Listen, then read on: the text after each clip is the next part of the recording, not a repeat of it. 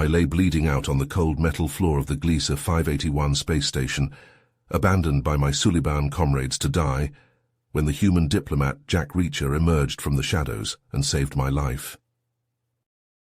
"Zolak, you're too young to remember the infamous Gliese 581 Peace Summit 20 years ago," I said to my acolyte, as we sipped steaming mugs of spiced kava. "But it was a pivotal moment in the war between our Suliban Dominion and the hated Arcturus alliance."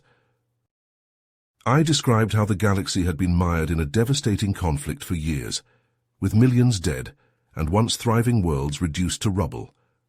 In a desperate bid for peace, the two sides agreed to a summit mediated by the Orion Compact, who were trusted as a neutral party. I was one of the key Suliban negotiators at the summit, but it was all a trap. I shook my head as painful memories came flooding back. Radical elements of the Orion Compact were secretly allied with the Arcturans. As soon as our delegation arrived at the space station, they launched a surprise attack. I told Zolak how explosions ripped through the meeting halls, how I was struck by shrapnel and collapsed in a pool of my own blood. Arcturus Marines stormed the station, mercilessly gunning down any Suliban they encountered.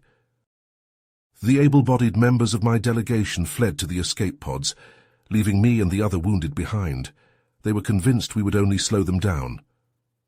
I laughed bitterly, recalling my despair as I lay there, listening to the sounds of the approaching Arcturus death squads. I had been certain my death was only moments away. I paused and took a long sip of my kava. Zolak leaned forward, his eyes wide with disbelief. A human risked his life to save a Suliban. I've never heard of such a thing. Neither had I said. But that's exactly what happened. There I was, bleeding out on the floor, abandoned by my own people. The Arcturus troops were closing in, and I was sure I was done for. But then, out of nowhere, this human diplomat comes bursting into the room. Noah Morales. I'd never even met the man before that day. But he took one look at me and sprang into action. Ignoring the explosions and weapons fire all around us, he quickly checked my injuries, and then, without hesitation, he hauled me up onto his shoulders. Zolak shook his head. "I can't believe it. Why would he do that?" "I wondered the same thing," I said, as Noah carried me through the station, using his own body to shield me from the shrapnel and plasma bolts.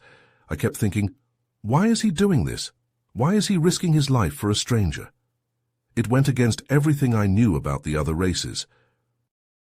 "They usually avoid getting involved in our affairs," Zolak agreed. "Exactly, but not Noah. Even after he was wounded, even after a plasma bolt nearly took his leg off, he just kept going. The pain must have been excruciating, but he barely seemed to notice. He just adjusted his grip on me and pushed forward, his face set with determination." I shook my head, still marveling at the memory. The strength of that human, Zolak, it was unlike anything I've ever seen. He never wavered, never faltered. It was as if my life was the only thing that mattered to him in that moment. "And your own people, the other Suliban diplomats?" Zolak asked. I laughed bitterly. They left me to die without a second thought. They were so focused on saving their own skins they couldn't be bothered to help a wounded comrade. But Noah, he valued my life enough to risk his own, a human, of all creatures. "But that's not even the most incredible part," I continued, my voice growing hoarse with emotion. "Noah didn't just carry me to an escape pod. He carried me to the only functional pod left in that section of the station." Zolak's eyes widened. "How did he know which one still worked?" I shook my head. I have no idea. Maybe he checked them as he was searching for survivors. But when we got there, Noah didn't hesitate. He hit the release for the pod door and practically shoved me inside. I closed my eyes, the memory still vivid.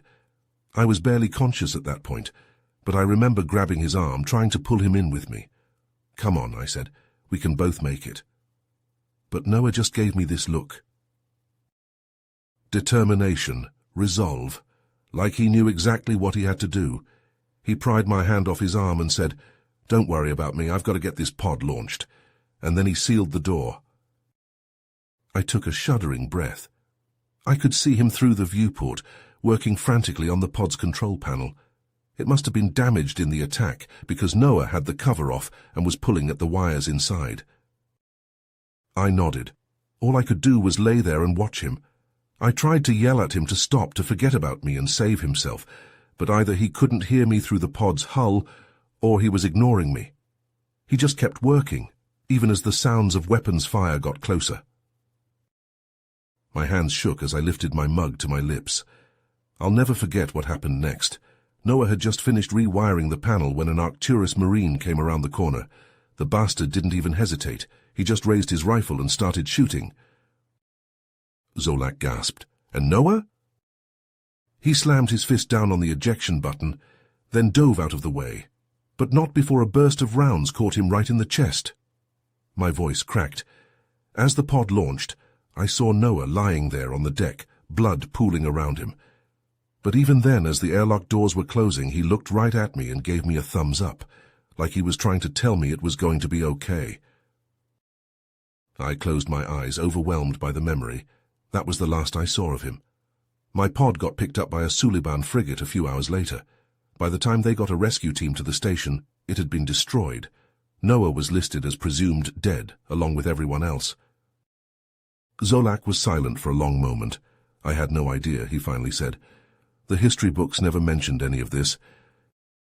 No, I said bitterly.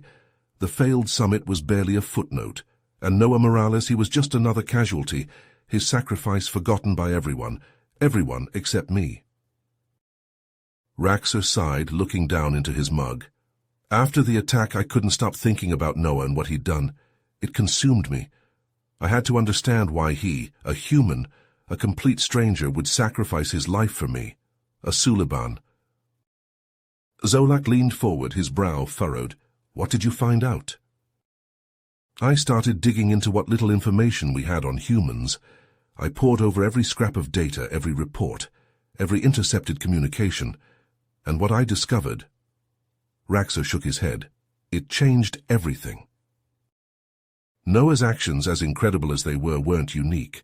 The more I read, the more I realized that selflessness, that willingness to put others before themselves, it's a defining trait of their species.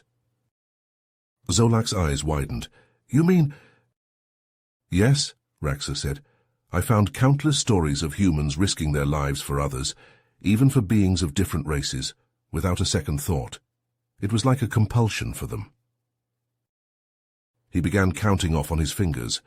There were human diplomats who negotiated the release of our POWs, putting themselves at risk of Arcturus retribution, human doctors who stayed behind to treat our people during the Kala-R plague, when our own medics had fled, engineers who freely shared their advanced tech to help rebuild our shattered worlds after the war. For that's what I couldn't understand at first. In the galactic community, it's every race for itself. You look out for your own interests, your own people. But humans... Raxer's voice took on a tone of wonder. They genuinely seem to care about the welfare of all sapient life. Even at great cost to themselves? Especially then. They have a word for it, altruism. The idea of acting selflessly for the benefit of others, even if it means sacrificing your own interests, your own safety, your own life.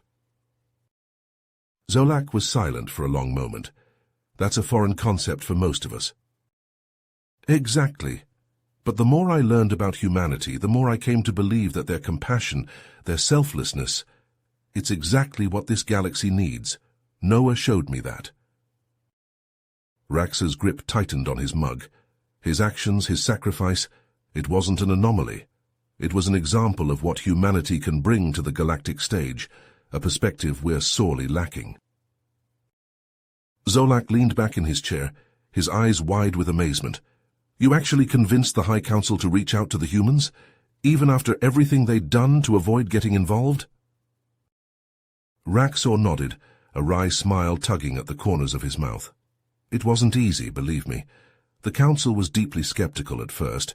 They pointed out that the humans were relatively new to the galactic stage, with little experience in the kind of high-stakes diplomacy that would be required. He took a sip of his kava before continuing. Some of the councillors even suggested that the humans were too naive, too idealistic to be effective mediators. They worried that their lack of guile would be a liability in negotiations with the Arcturans, who are notoriously cunning. Zolak frowned. They had a point. The Arcturans are masters of manipulation. They've outmaneuvered us at every turn. Exactly, Raxa said, leaning forward. And that's precisely why I argued that the humans were our best hope. Their idealism, their moral clarity, these weren't weaknesses, but strengths. In a galaxy filled with self-serving agendas and double-dealing, the human sincerity and impartiality would be a breath of fresh air. He gestured passionately as he spoke, his voice rising with conviction. I told the Council that we needed a mediator who genuinely cared about peace, not just their own interests, someone who could cut through the lies and maneuvering and appeal to our better natures, and who better than the humans, who had already shown their willingness to put the lives of others before their own. Zolak nodded slowly, understanding dawning in his eyes. Noah Morales, you used his sacrifice as proof of humanity's character. I did, Raxa confirmed. I reminded the Council of how a human had risked everything to save one of our own, even though he had no obligation to do so. That selfless act spoke volumes about their species' values and priorities. He shook his head, remembering the heated debates that had followed. It wasn't an easy sell. The Council argued for hours, weighing the risks and benefits, but in the end, they couldn't deny the logic of my arguments. Reluctantly, they agreed to extend an invitation to the humans to serve as mediators. Zolak let out a low whistle. That must have been quite a moment.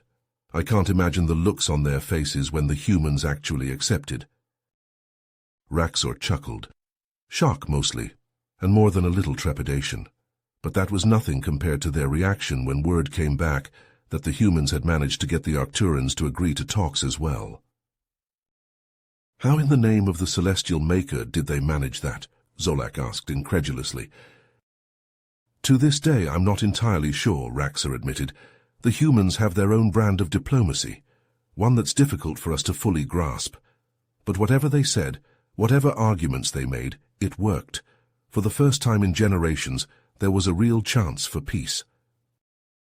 He absently rubbed at the scars on his chest, a constant reminder of the price he'd paid for that chance.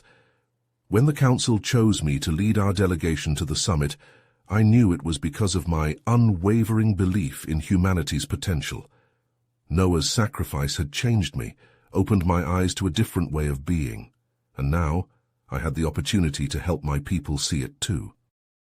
Raxa met Zolak's gaze, his expression solemn. The stakes could not have been higher. The fate of millions hung in the balance. But as I prepared for the summit, I held fast to my faith in human compassion. I had to believe that it would light the way forward, no matter how dark the path might seem. Noah had shown me that humans... Raxa leaned back in his chair, a wistful expression on his face as he recalled his time on Earth. I have to admit, Zolak, I had my doubts about the humans' ability to broker peace between our peoples. But from the moment we arrived on their homeworld, I knew there was something special about them. Zolak tilted his head, intrigued. How so? That must have been quite a shock, Zolak mused. Raxor nodded. It was. But what struck me even more was the state of their world. Zolak, did you know that just a few centuries ago the humans nearly tore their own planet apart in a devastating global war? Zolak's eyes widened. I had no idea. It's true. But looking at Earth now, you'd never guess it. They've rebuilt not just their cities and infrastructure, but their entire society. And they've done it in a way that celebrates diversity, encourages cooperation, and prioritizes peace. Impressive, Zolak murmured. Indeed. And that spirit of understanding and collaboration was evident in every aspect of the summit. The human mediators, especially their lead diplomat, Eliza Novak, displayed a level of patience, empathy, and skill that I've rarely seen in galactic negotiations. Raxa paused, his gaze growing distant as he recalled a particular moment. There was a point about halfway through the talks when it seemed like everything was about to fall apart. The Arcturans were making demands that we found unacceptable, and our side was refusing to budge. The tension in the room was so thick you could almost taste it. Zolak leaned forward, hanging on every word. What happened? Eliza called for a recess, but instead of letting us go our separate ways to stew in our anger, she invited the leaders of both delegations to join her for a meal. It was a simple gesture, but a powerful one. As we sat there, sharing a hearty dish of Earth cuisine, Eliza began to tell us stories. Stories of humanity's own struggles with war, prejudice, and division. She spoke of the scars that still marked their world, both physical and emotional. But she also spoke of how they had learned, slowly and painfully, to overcome these challenges, through understanding, forgiveness, and an unwavering commitment to the greater good. Raxa shook his head, marvel in his voice. Her words, Zolak, they resonated in a way I hadn't expected. As I listened, I began to see the parallels between humanity's history and our own, the mistakes, the hardships, the seemingly insurmountable divides, but also the potential for growth, for change, for a better future. And the Arcturans, Zolak prompted. They felt it too. I could see it in their eyes, in the way their posture softened and their tone shifted. It was as if Eliza's stories had opened a door, allowing us to see each other not as enemies, but as beings who had all suffered, and who all yearned for peace. Raxa straightened in his seat, his voice growing stronger. When we returned to the negotiating table, the atmosphere had changed. The hostility and intransigence that had dominated the talks had given way to a new spirit of empathy and compromise. It was a small change, but a significant one. And it was all thanks to Eliza and the wisdom she shared from humanity's own hard-won experiences. Zolak sat back, marveling at the tale. I had no idea the humans played such a crucial role in the peace process. The stories I've heard always focused on the final agreement, not the journey that led there. Raxa nodded, a wistful smile on his face. We were. As the negotiations continued, Eliza and I found ourselves drawn to each other's company more and more. In the moments between the formal talks, we would explore the streets of Earth's cities together, marveling at the richness and diversity of human culture. He leaned back, his eyes distant with memory. Eliza was an incredible guide. She showed me the vast tapestry of human art, from ancient cave paintings to the most modern digital installations. We would spend hours in museums, galleries, and performance halls, absorbing the sheer creative energy of her species. What struck you most about it? Zolak asked. The way it brought people together, Raxa replied. Eliza explained that art, music, literature, these were the threads that helped to weave the fabric of human society. They allowed people from different backgrounds, different cultures, to connect on a deeper level, to see the world through each other's eyes. He shook his head, amazement in his voice. That concept of empathy, of truly understanding and sharing the feelings of others, it was revelatory to me. Eliza helped me to see that it was the foundation of human diplomacy, the ability to look past surface differences and find common ground. Indeed. And as Eliza and I spent more time together, I began to realize that my admiration for her compassion and dedication to peace, was growing into something more. Zolak leaned forward. How did she react? He smiled, a bittersweet expression. In that moment, as we shared our grief and our determination to honor Noah's legacy, I felt a connection to Eliza that went beyond mere friendship or political alliance. It was a bond forged in shared purpose, in the belief that compassion could change the galaxy. Raxa fell silent, lost in the memory. Zolak waited a moment before prompting gently, and did it? Did that bond help to bring the negotiations to a successful close? Raxor looked up, his eyes clear and focused. It did.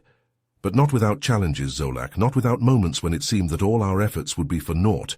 There was one incident in particular, a misunderstanding that nearly derailed the entire summit. Zolak sat forward eagerly. An antidote to the Arcturans' neurotoxin? That's incredible. Those weapons caused unimaginable suffering during the war. So many lives lost, so many left with permanent damage. Raxor nodded solemnly. Indeed, the toxin was one of the most devastating and feared weapons in the Arcturan arsenal. Its effects were horrific. Victims would suffer excruciating pain, paralysis, and eventually organ failure.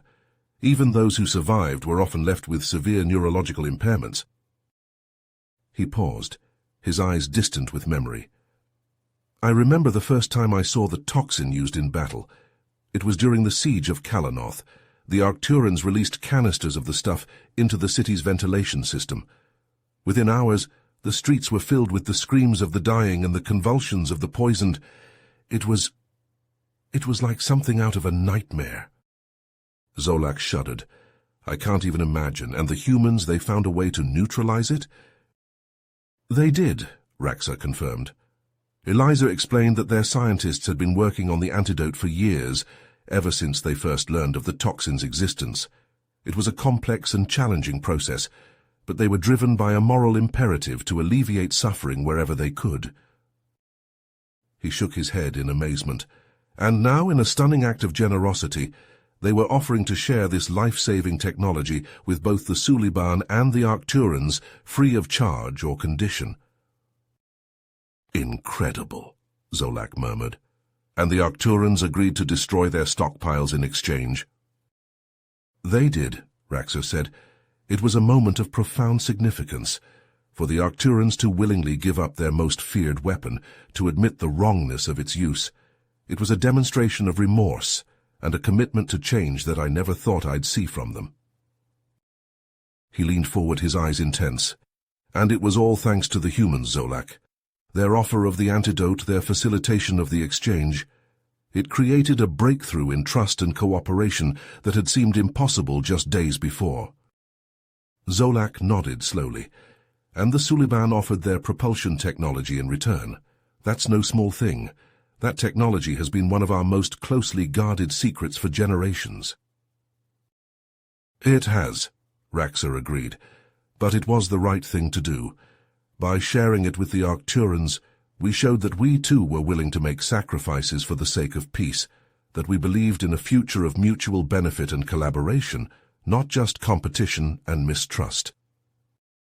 He sat back, a look of wonder on his face. In that moment, Zolak, I felt a shift in the very fabric of the galaxy, a sense that something fundamental had changed, that a new era was beginning, and at the heart of it all were the humans, with their unique capacity for empathy, their unwavering commitment to the greater good. Zolak listened intently, as Raxa described the flurry of activity that followed the signing of the peace treaty. It was a time of great hope and possibility, Raxa said, his eyes shining with the memory. Eliza and I knew that the real work was just beginning. We had to turn the promises made at the summit into concrete actions. One of their first priorities, Raxa explained, was the establishment of a memorial to honor the fallen. We chose a space station that had once been a flashpoint of conflict between our peoples. It seemed fitting to transform it into a symbol of our new unity. He described how he and Eliza had worked closely with architects and artists from all three races to design the memorial. At its center was a towering statue of Noah Morales, depicted in the act of carrying a wounded Suliban soldier to safety. It was a powerful image, Raxa said softly, a reminder of the selflessness and compassion that had made peace possible. Zolak nodded, imagining the scene. And the dedication ceremony? It was a moment I'll never forget, Raxa replied. Standing there beside Eliza in front of a crowd that included Suliban, Arcturans, and humans, it felt like the culmination of everything we had worked for. He recounted how he and Eliza had taken turns speaking, their voices ringing out across the hushed audience. We spoke of the need to learn from humanity's example, Raxa said, to embrace empathy, understanding, and a sense of shared purpose. It was a message that resonated deeply with all who were present. In the months and years that followed, Raxa and Eliza's partnership only grew stronger. We were constantly on the move, Raxa said, traveling to Suliban, Arcturan, and human worlds to promote the ideas of cooperation and cultural exchange. He described the groundbreaking diplomatic initiatives they had spearheaded, from the establishment of a joint peacekeeping force to the creation of a galactic student exchange program. "We wanted to foster understanding at every level," Raxor explained, "from the highest echelons of government to the youngest members of our societies." Zolak's eyes widened. A student exchange? That must have been a logistical challenge. He leaned back, a look of quiet satisfaction on his face. Slowly but surely the trust and understanding between our peoples grew.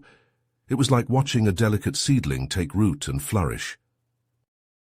Zolak was silent for a moment, absorbing the magnitude of what Raxor had achieved. "It's incredible," he murmured, "to think that just a few years ago we were locked in a brutal war, and now—" As Raxor's voice trailed off, Zolak could see the deep lines of grief etched into his mentor's face. The elder statesman's eyes were distant, as if he were reliving that tragic moment over and over again in his mind. "I can't imagine the pain you must have felt," Zolak said softly, reaching out to place a comforting hand on Raxor's arm. "To lose someone so close to you, someone who had fought so hard for peace." Raxor nodded, his gaze still fixed on some point far beyond the walls of the room. "It was like a part of me died with her that day," he said, his voice rough with emotion. "Eliza was more than just a colleague or a friend. She was my partner, my confidant. We had been through so much together, had seen the very worst and the very best of what the galaxy had to offer." He paused, taking a deep, shuddering breath. "When that assassin's shot rang out, when I saw Eliza fall, it was like the ground had been ripped out from under me. I couldn't believe it was happening, couldn't accept that someone so full of life, so dedicated to the cause of peace, could be taken from us so suddenly." Zolak nodded, his own eyes growing misty. "And the assassin, what became of him?" Zolak was silent for a long moment, absorbing the weight of Raxor's words. "I can't begin to fathom the strength it must have taken for you to carry on after such a loss," he said at last. "To continue fighting for peace, even in the face of such a terrible blow." Raxor met his gaze, and Zolak was struck by the depth of the pain he saw there, mingled with a fierce, unyielding determination. "It was the hardest thing I've ever had to do," Raxor admitted. "There were days when I wanted nothing more than to give in to the grief, to the anger and the despair. But I knew that Eliza would never have wanted that." You have reached the end of the story. If you enjoyed this story and want to support us, please leave a like and subscribe to our channel, and for every comment that says 88, I will heart every single one of them. Thank you for your time.